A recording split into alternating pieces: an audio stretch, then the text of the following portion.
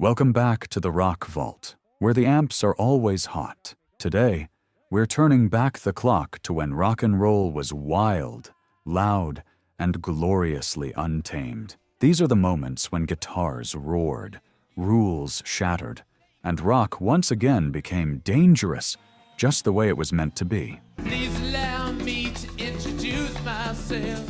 I'm May Will. When Sympathy for the Devil first hit speakers in 1968, it felt like the gates of rock had swung open to something far darker. The Rolling Stones weren't just playing music, they were provoking the world. With that hypnotic samba rhythm, sinister lyrics, and Mick Jagger's devilish charm, the song transformed rock from rebellious to dangerous again. Gone were the flowers and daydreams of the summer of love. This was the sound of temptation itself. Every line dripped with provocation. Please allow me to introduce myself wasn't just a lyric. It was a dare. Parents panicked. Pastors condemned it. But the youth, they turned the volume up. This wasn't evil. It was power. For the first time, rock wasn't trying to be nice, and it didn't apologize for it. The Stones had captured the thrill of playing with fire, and listeners couldn't look away. Musically, it was fearless. Keith Richards' sly guitar licks and Nicky Hopkins' rolling piano created a rhythm that slithered, seductive and strange. The hand percussion gave it an unsettling pulse, a groove that felt like it was leading you somewhere forbidden. When it opened Beggar's Banquet, fans knew the Stones had crossed into new territory. This wasn't teen pop or psychedelic escape. It was sin set to a beat. For those who grew up in that era, hearing it for the first time felt like discovering a secret door into the underworld of rock. Teenagers played it loud in the dark, mouthing the words, knowing full well their parents hated every second. It was the perfect rebellion. Smart, stylish, and a little terrifying. Looking for adventure in whatever comes our way. When Born to be Wild hit the airwaves in 1968, it didn't just sound rebellious. It defined rebellion. From the very first roar of that fuzz-drenched guitar, Steppenwolf gave rock and roll a new identity. Raw, loud, and untamed, it was the moment rock stopped asking for permission and started burning down the rulebook. The song's power was undeniable, a thunderous anthem for freedom that made engines rev and hearts race. Lyrically, it was simple but incendiary. Get your motor running, head out on the highway. It was a call to every restless soul looking for escape, a generation that didn't want to be told how to live. Born to be Wild became the national anthem of leather jackets, open roads, and youth on the run. Its mix of heavy blues, biker attitude, and electric distortion was something the world hadn't heard before. Something that felt dangerous in the best way possible. When Easy Rider hit theaters a year later, this song became immortal. That opening montage of motorcycles roaring across America, with Steppenwolf blaring in the background, captured the spirit of counterculture better than any protest sign. It wasn't polished, and it wasn't polite. It was liberation in sonic form. The term heavy metal thunder from this very song even inspired the name for an entire new genre. That's how powerful it was. For those who grew up then, the first time they heard it was unforgettable. You could feel it in your chest. That wall of sound that made you want to break free. Teenagers blasted it from muscle cars, long hair whipping in the wind, every chord daring authority to keep up. It was the sound of rebellion that could be felt from gas stations to garages across America. Decades later, Born to be Wild still captures that untouchable moment when rock and roll got its edge back, when danger and freedom became one and the same. It wasn't just a song, it was a declaration. Rock was alive, loud, and riding full throttle into eternity.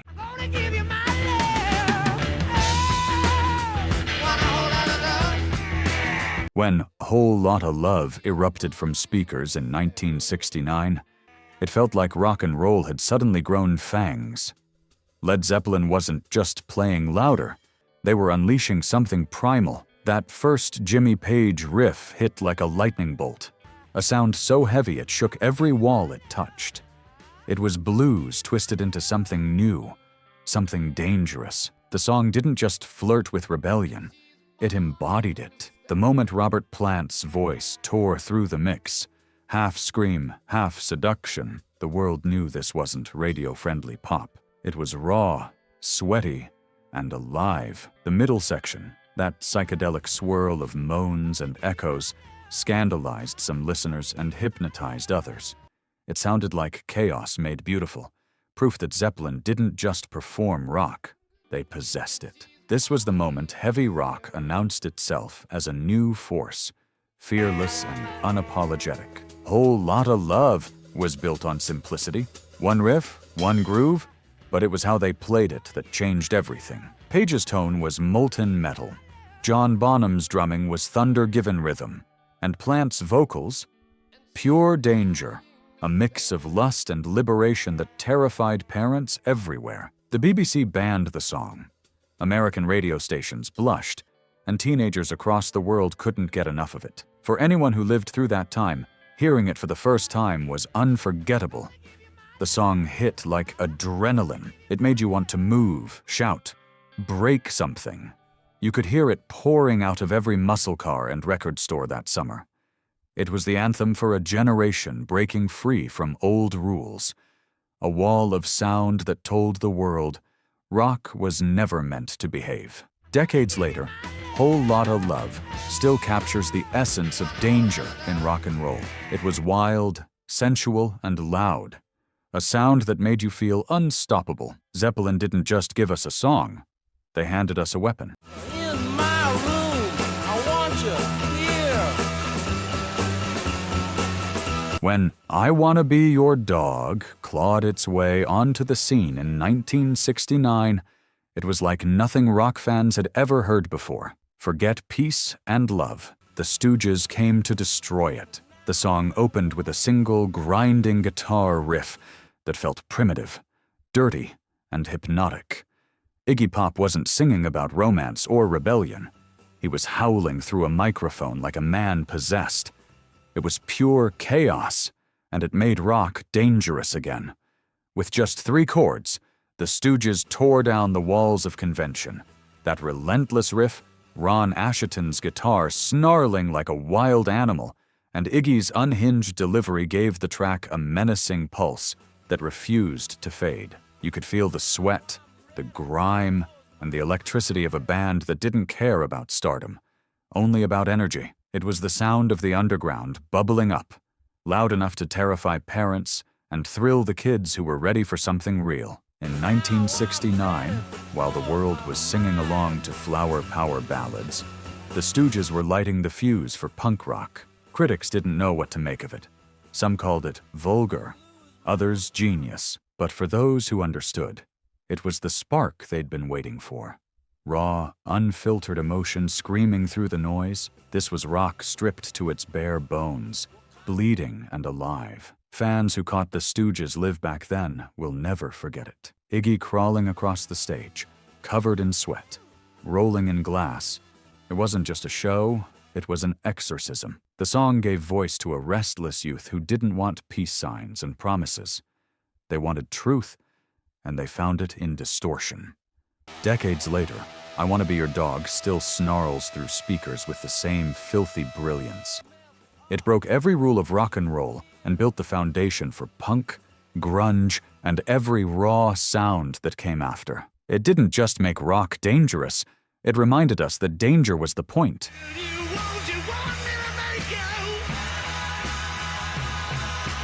When Helter Skelter dropped in 1968, it blindsided the world. The Beatles, the clean-cut pop idols who once sang about holding hands, had turned into something wild, chaotic, and ferocious. Paul McCartney's scream ripped through the speakers like a thunderclap, and for the first time, fans realized just how dangerous the Beatles could be. It was raw, distorted, and unhinged, a far cry from the polished perfection the world expected. McCartney later said he wanted to make the loudest, dirtiest rock song ever, and he wasn't exaggerating. From Ringo Starr's pounding drums to George Harrison's scalding guitar tone, the song felt like a riot trapped on vinyl. The recording sessions were so intense that Ringo reportedly shouted, "I've got blisters on my fingers," at the end, a line that perfectly captured the manic energy of it all.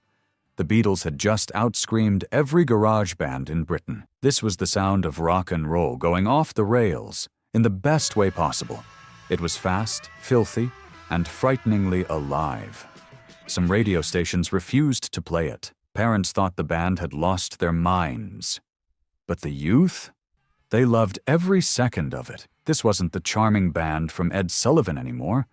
This was four men proving they could out-rock anyone on Earth. For fans who lived through that era, hearing Helter Skelter for the first time was almost shocking. It was chaos captured on tape, the kind that made your pulse quicken and your speakers shake. You could almost feel the sweat and cigarette smoke of the studio bleeding through the record grooves. It was proof that even the biggest band in the world could still take risks, still get dangerous when Paranoid hit the airwaves in 1970. It sounded like the future, and for some, the end of innocence. The Beatles and Woodstock had given the world peace and love, but Black Sabbath came roaring in with distortion, dread, and a riff that felt like a thunderstorm in slow motion. It was heavy, loud, and unapologetically dark. This wasn't rebellion through love. This was rebellion through volume, through truth, through fearlessness. Tony Iommi's guitar sliced through the air like machinery grinding steel. Bill Ward's drums pounded like factory hammers. And then Ozzy Osbourne's voice, ghostly, desperate, and human, gave it all a pulse. The band didn't write Paranoid to scare anyone. In fact, they knocked it out in minutes to fill time on the album. But the result? It redefined danger in rock and roll. It was the sound of working-class England, industrial, bleak, and absolutely alive. For fans in 1970, hearing Paranoid for the first time was a shock to the system. It wasn't about teenage romance or road trips.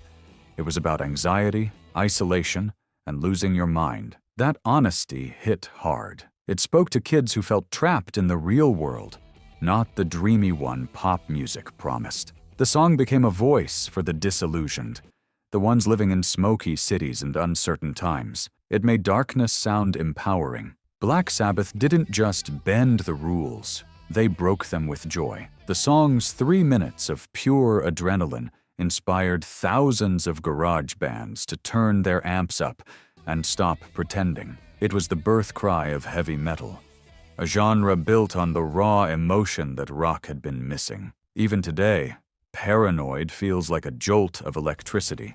It's raw, loud, and stripped of polish. Everything that made rock dangerous in the first place. The world didn't know it then, but this song wasn't just a hit, it was a revolution.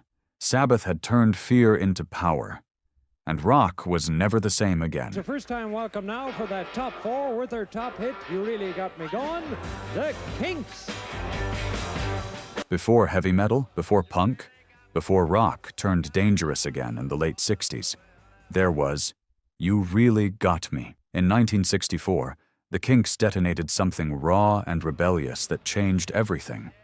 Dave Davies took a cheap amp, sliced its speaker cone with a razor blade, and created a gritty, distorted growl no one had ever heard. It was the birth cry of power chords, simple, brutal, and unforgettable. The song was so primal it almost sounded wrong, and that's what made it perfect. When it hit radio, You Really Got Me didn't sound like the Beatles or the Stones. It was sharper, louder, rougher, the kind of song that made parents glare and teenagers grin. It was pure attitude, a sonic punch to the jaw that made rock dangerous again right as it was becoming safe. Ray Davies' urgent vocals matched the rawness of that riff, like someone losing control in real time. It was lust, chaos, and energy bottled into 2.5 minutes. That riff became a cultural reset. It inspired every garage band that followed, from The Who and the Yardbirds to Van Halen, who would supercharge it 15 years later. But back then, it was revolutionary. Teenagers across Britain plugged in cheap guitars and tried to mimic that fuzzy growl, and in doing so, gave birth to the first wave of hard rock. For fans who remember hearing it in '64, it felt like a door slamming open. You could feel that sound vibrate through your chest, something raw and untamed that didn't exist before. It was the first time rock didn't sound polite. It sounded dangerous, like it might break something. Maybe even you, decades later.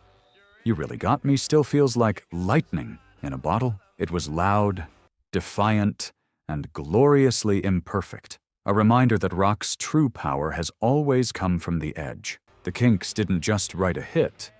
They lit the fuse that made rock and roll dangerous again. People try to put us down. When My Generation exploded onto radios in 1965, it was like a stick of dynamite thrown into the polite pop scene. The Who didn't just write a song. They unleashed a war cry. Roger Daltrey's stuttered delivery wasn't a gimmick. It was defiance. It captured a youth who couldn't stand being told to wait their turn. From the moment Pete Townshend's bass strings thundered in, the song made one thing clear. Rock wasn't about fitting in anymore. It was about fighting back. Townshend wrote it after a traffic argument with an older man who sneered at his flashy car, calling him just another punk kid. That anger fueled every snarling word. Hope I Die Before I Get Old wasn't just a lyric, it was a manifesto.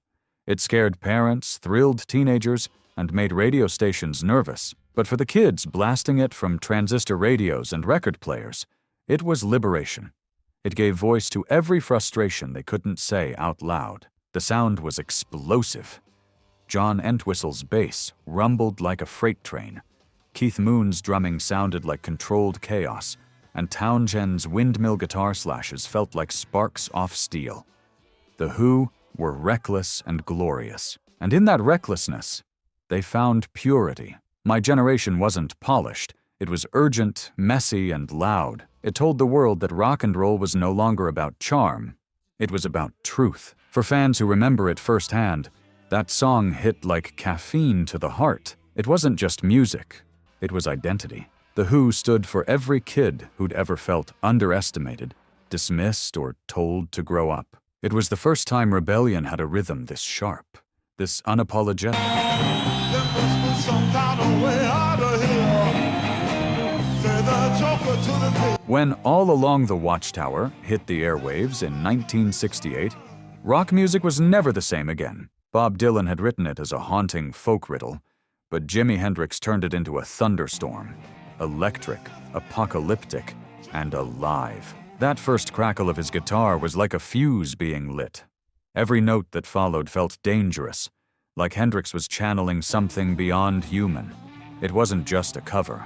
It was a rebirth, and it made the entire world realize that rock could be art and destruction at the same time. In a decade filled with protest and tension, Hendrix gave the chaos a soundtrack. His guitar didn't just play, it spoke. You could hear it cry, roar, and whisper all at once. The band built a wall of sound around his vision. Noel Redding's bass pounding underneath, Mitch Mitchell's drums sounding like distant artillery. When listeners first heard it, it felt cinematic, like watching the world end in slow motion, flames and feedback filling the sky. Dylan himself admitted that after hearing Hendrix's version, he never performed it the same way again. That says everything. Hendrix had taken a poetic warning and turned it into prophecy. It was rebellion without shouting, danger without rage. A sound so powerful it demanded silence after it ended. The guitar tone was alive, bending notes in ways that shouldn't have been possible. Like a wild spirit refusing to be contained. For fans who remember hearing it back then, it felt like something sacred. A moment that captured the exact feeling of the late 60s. Confusion, beauty, fear, and freedom, all colliding in 3 minutes of sound. Teenagers closed their eyes, letting the solo wash over them. And for a moment, it felt like the entire world was holding its breath.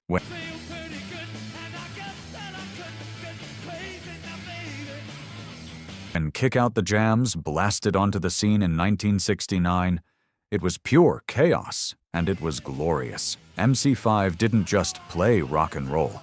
They detonated it. From the opening shout of, "Kick out the jams, mother!" the band made one thing clear. This was war against conformity, against control, against everything safe. It was the sound of revolution coming through a wall of feedback and distortion. Detroit was burning in those years, politically, socially, musically, and MC5 was the soundtrack to it all. They were loud, raw, and unapologetically real. Wayne Kramer and Fred Sonic Smith's twin guitars collided like lightning strikes, while Rob Tyner screamed with the fury of a man possessed. The song wasn't just rebellious, it was dangerous. It pushed boundaries of sound and censorship, making the establishment clutch their pearls, while every young listener turned the volume higher. When Kick Out the Jams was released, record stores actually banned it for profanity. But that only fueled the fire. The band's label had to print a clean version, though everyone wanted the real one, the version that scared radio stations. For those who were there, that raw, screaming energy felt like freedom itself. You could feel the sweat, the chaos, the crowd, like you were right there in that Detroit ballroom as the amps shook the walls. It was more than a song. It was a declaration.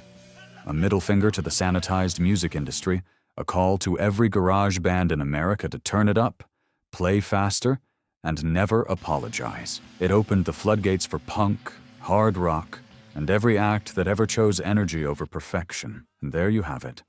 10 songs that reminded the world that rock and roll was never meant to play it safe. Each riff, scream, and lyric brought danger back to the music we love.